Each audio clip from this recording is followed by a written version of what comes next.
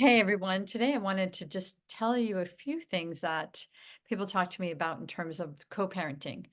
And um, there was a comment that was made recently in one of my groups that said,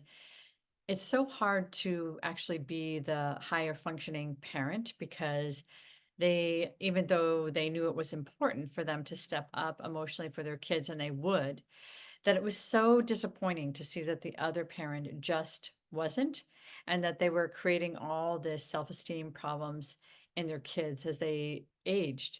like feeling like they weren't important, feeling like they weren't valued, feeling like there wasn't a lot of time that was being spent with them,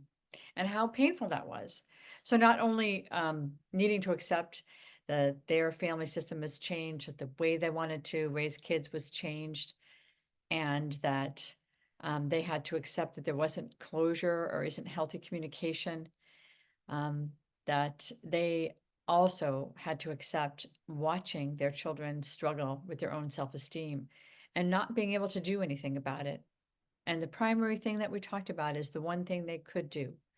was to keep establishing a really healthy bond with their kids,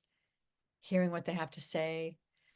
trying to be open and not punitive of the other parent because that might shut down communication, and overall just being really empathetic that it wasn't their fault, that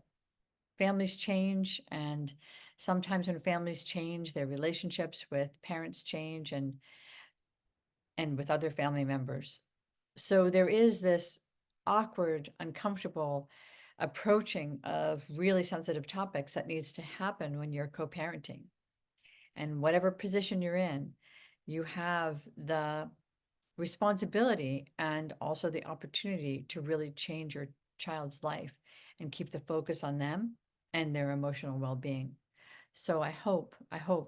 that you'll do your co-parenting work. And if you need help, or if you need advice, or if you need consultation, keep listening to these posts and also reach out to me.